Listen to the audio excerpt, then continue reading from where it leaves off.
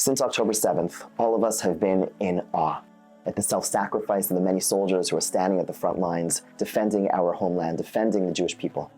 Tragically, we've also read time and time again of the soldiers who've been ripped away from their families at too young of an age. The devastation is overwhelming. How do we properly memorialize so many people? It's too much. The Orthodox Union started an initiative called Biyachad Lanetzach to demonstrate to those in Israel that we are together, we are Biyachad, we're with you, we're thinking of you, Lanetzach, and we're going to memorialize these soldiers forever. The 3 weeks is a time that we try to rectify the disharmony that broke the Jewish people, that ripped us apart.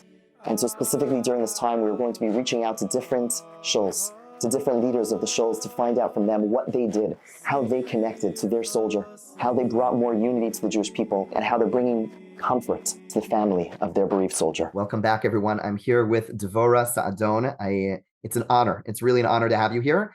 And Devora is the mother of the late Hallel Sa'adon, Hashem Yikom Damav. Hashem should avenge his blood, someone who was tragically killed in this past war. And Devora is joining us. And the reason I say it's an honor is because we have a tradition that anyone who dies al Kiddush Hashem, anyone who gives up their life for the protection of the Jewish people, for the state of Israel, to protect other Jews, that person is called a kadosh. That person is called holy. That person's entire essence is holy. And you, Devora, the mother of someone so holy, it's truly an honor to have you with us. And I imagine it's not easy to be asked to speak about your son, to be speaking about these experiences. So I and all of us especially appreciate you joining us and being able to have this conversation. So thank you, Devora. Thank you. So could you tell us a little bit about your precious son? I had the opportunity to see his picture and to read his bio briefly, but in a dome, it doesn't compare to hear from a loving mother. So could you share with us a little bit about your son? Sure. So Hallel is our oldest son. We have 5 boys. He's the oldest. He was 21 years old. Hallel was a very happy kid, always smiling. Everyone who sees him, and you can see it in all his pictures, he has this big smile that lightens his face up. And he was always happy. He loved life. He was full of energy. He was running around all day. When he grew up, he went into the world of horses and become very professional in it. Like everything he did it all in, all the way, doing the best he could. He was a professional rider, was participating in competitions. He was also a riding instructor and also learned how to train horses. And later on, how to train dogs also. He loved animals, he loved nature, loved being in nature.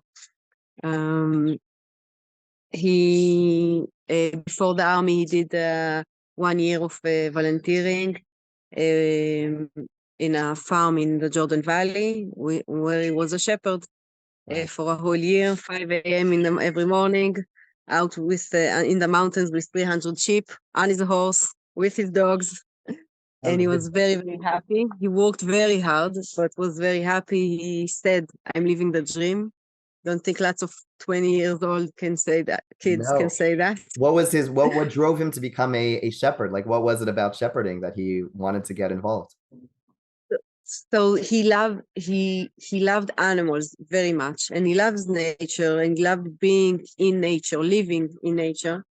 And also it's a volunteering. It's by taking the sheep to the mountains, you keep the land.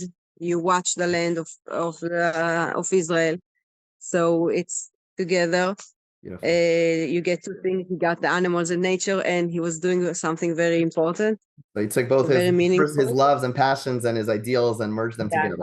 Unbelievable. Exactly.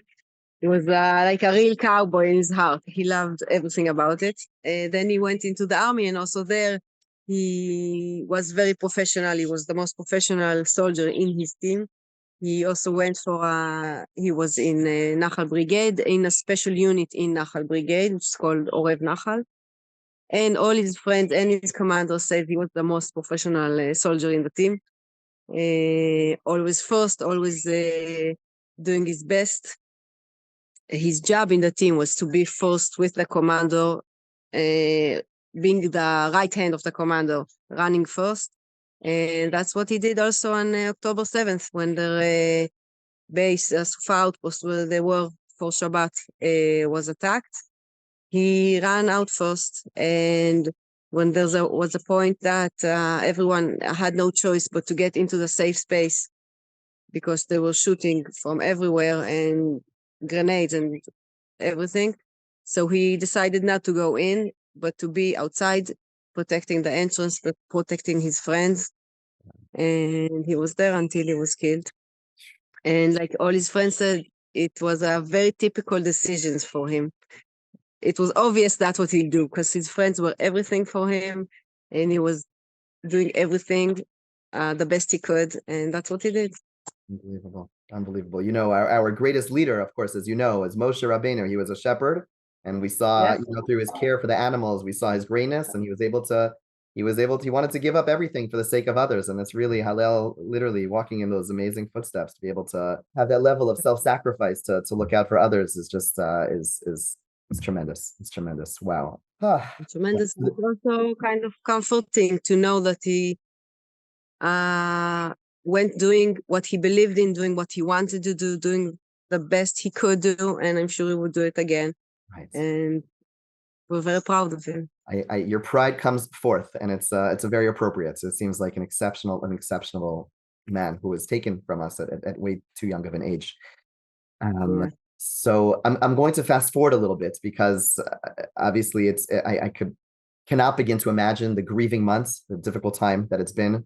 And then at one point, you and I connected, and we connected to this program of Biyachad L'Netzach, where different shuls in America, different synagogues in America wanted to adopt different soldiers, and we paired you with a shul in Passaic, the Young Israel of Passaic, under the leadership of Rabbi Glasser, and he partnered with your shul. And I'll tell you, some of the shuls, what they did is they took the picture, they put it up, and maybe they said Tehillim in the soldier's memory, maybe they studied a little.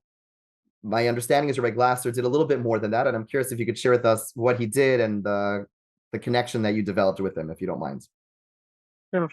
So first I want to say from our point of view, it's an amazing project, because one of the things that we feel that it's not only a personal tragedy or our personal grief. Of course, it's our son, but it's part of a very big thing, a very historical thing for all Am Israel, and to feel that people all around the world, and here we feel it through Rabbi Glasner's shul in Passaic, to feel that they are with us and they think about us and they pray for us and they support us in different ways. It's an amazing feeling, because I think we're really going through historical events.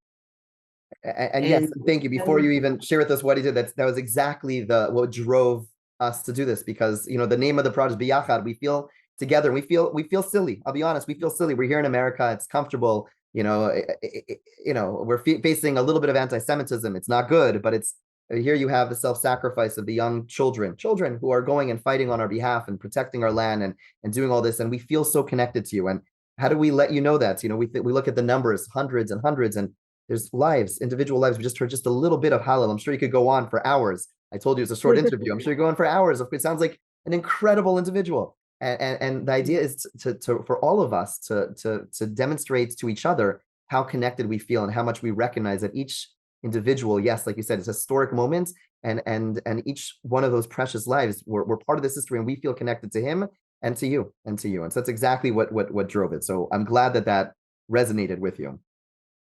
So yeah, very much, and really, Rabbi Glasner is amazing. We were very connected. We learned Mishnayot together. Like people in the community learned, people from our family learned, and together we finished. We did a Siyum on Shavuot, on Yom HaZikaron. We spoke about Hallel and showed it in the shul. In a few weeks, we're planning to visit them. Hopefully, it will work out. And all the time we're talking, where he wanted to see more, to know more about Hallel, to see more pictures, to hear more about him. And it's very, for us, it's a strong thing. It's very moving. to feel this kind. It's like a big hug from a far community, but still we're like a family. It's really a strong feeling of Am Israel. That's amazing, and that's exactly what it is, a hug, a big hug. I'm thrilled to you. I'm blown away that you'll be joining them for Tisha B'Av. That's incredible. And I hope you do have the opportunity to visit them and to connect, to see them in person. I know you were on some Zoom calls with the good portion of their congregation. Right. You're really an extended family. You're really an extended family, and that's exactly the idea.